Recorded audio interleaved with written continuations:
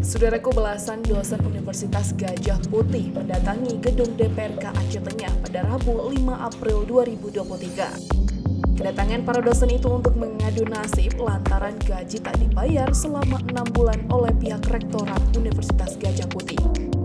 Para dosen melakukan audiensi di ruang sidang DPRK Aceh Tengah bersama pimpinan Dewan dan Ketua Komisi D.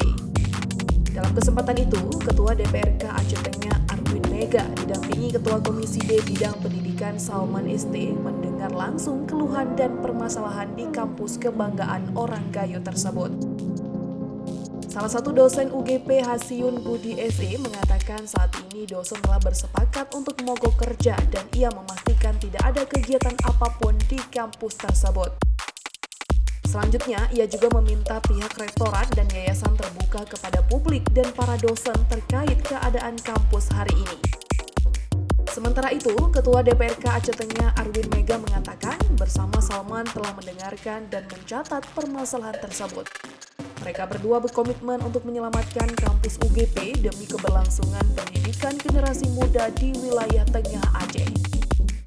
Arwin Mega juga menegaskan bahwa kampus kebanggaan orang Gayo harus diselamatkan dan akan melakukan berbagai upaya.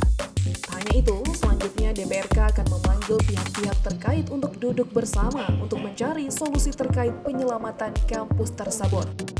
Diketahui sebelumnya, Ketua DPRK Arwin Mega sudah pernah melakukan upaya untuk kemajuan UGP ke Jakarta masa kepemimpinan UGP di bawah Amiruddin.